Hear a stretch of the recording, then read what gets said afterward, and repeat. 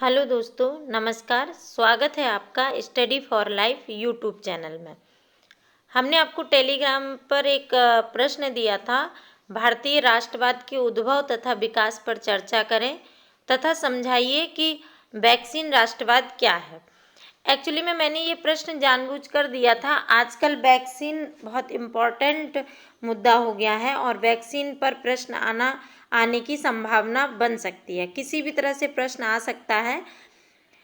तो राष्ट्रवाद पर अलग से भी प्रश्न आता है, पॉलिटी में भी, हिस्ट्री में भी, और वैक्सीन इस समय एक विशेष मुद्दा है, तो इसको किसी भी तरह जोड़कर पूछा जा सकता है। इसीलिए मैंने ये प्रश्न दिया था। कुछ स्टूडेंट्स ने लिखा और कुछ का चेक नहीं हो पाया है, एक कुछ का मैंने चेक किया। मैं इस पर आपको मॉडल आंसर दे रही हूँ, आप इसे पढ़िएगा। अगर आपने सेम आंसर लिखा है तो आप हमें बताइएगा, नहीं तो आप इसको पढ़ के अपनी एक समझ विकसित करके इसे फिर से लिखिएगा। तो आइए देखते हैं। राष्ट्रवाद के निर्णायक तत्वों में राष्ट्रीयता की भावना सबसे अधिक महत्वपूर्ण है। राष्ट्रीयता की भावना किसी राष्ट्र के सदस्यों में पाई जाने वाली सामुदायिक भावना है जो उनका संगठन सुदृढ़ करती है। सामान्यतः भारत में राष्ट्रवाद का उदय और विकास उन कारकों का परिणाम माना जाता है जो भारत में उपनिवेशी शासन के कारण उत्पन्न हुए, जैसे नई नई संस्थाओं की स्थापना, रोजगार के नए अवसरों का सृजन, संसाधनों का अत्यधिक दोहन इत्यादि।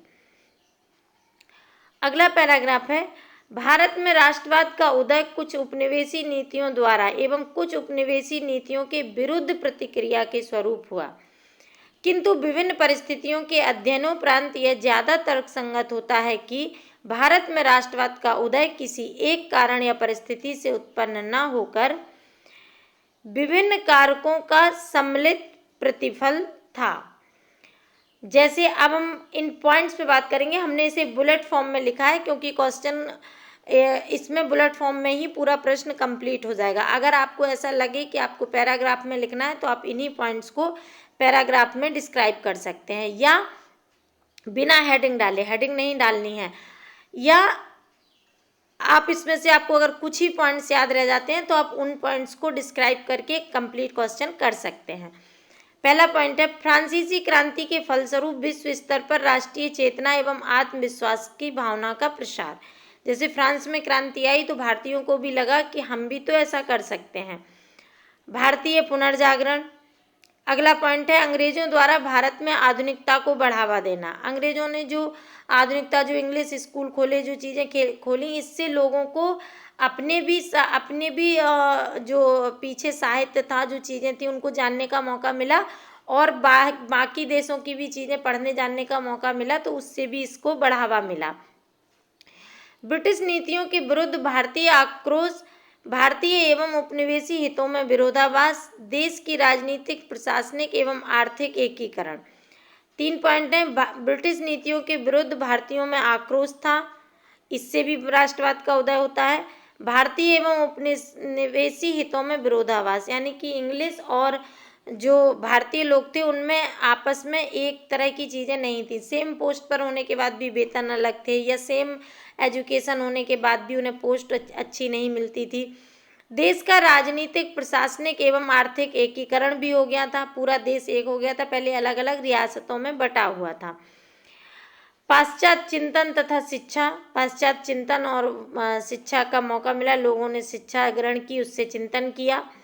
प्रेस एवं साहित्य की भूमिका, साहित्य ने भी विशेष भूमिका निभाई। भारत के अतीत का पुनः अध्ययन हुआ, जैसे कहा गया था कि वेदों की ओर लौटो। इस सब से क्या हुआ कि हमने अपना पिछला जीवन को अध्ययन किया कि हम कितने मजबूत थे। सामाजिक धार्मिक सुधार आंदोलनों का विकासात्मक स्वरूप, मध्यवर्गीय बुद्धिजीवियों का उत्थान, समकालीन घटनाओं का विश्वव्यापी प्रभाव, विदेशी शासकों का जातीय अहंकार, ब्रिटिश शासकों की प्रतिक्रियावादी नीतियां, भारतीय की दुर्दशा की उपेक्षा करते हुए दिल्ली दरबार जैसा आयोजन। भारतीयों की दुर्दशा की उपेक्षा करते हुए दिल्ली दरबार जैसे आयोजन, जलियांवाला बाग हत्याकांड जैसी क्रूरता, इन्होंने भारतीयों के मन में इंग्लिश के खिलाफ विद्रोह पैदा किया और अपना राष्ट्रवाद का उदय हुआ। भारत में राष्ट्रवाद का विकास अलग अलग रूपों में दृष्टिगत होता है, जैसे उग्र राष्ट्रवाद, जन राष्ट्रवाद, सांप्रदायिक राष्ट्रवाद। आप इसे भी 3 पॉइंट करके लिख सकते हैं, उग्र राष्ट्रवाद, सांप्रदायिक राष्ट्रवाद, जन राष्ट्रवाद, क्योंकि अगर क्वेश्चन लगे कि बड़ा हो रहा है तो इसे यहीं पूरा कर देना। इसके बाद आप बता देना वैक्सीन राष्ट्रवाद और उसके बाद कंक्लूजन दे देना। लेकिन अगर लगे कि आपको आगे देना है तो पैराग्राफ बना देना। अंग्रेजी राज्य के स्वरूप की सही पहचान होने के कारण तथा उदारवादियों की बातें न माने जाने के कारण उग्रवाद या उग्र राष्ट्रवाद का उदय होता है। प्रथम विश्व युद्ध के उपरांत उत्पन्न आर्थिक कठिनाइयां तथा सहयोग के बाद अपेक्षित लाभ न मिल पाना और रूसी क्रांति के कारण जन राष्ट्रवाद का उद्भव होता है। एक ही समूह या किसी विशेष धार्मिक समूह के साझे हितों की रक्षा के लिए विकसित राष्ट्रवाद सांप्रदायिक राष्ट्रवाद कहलाया।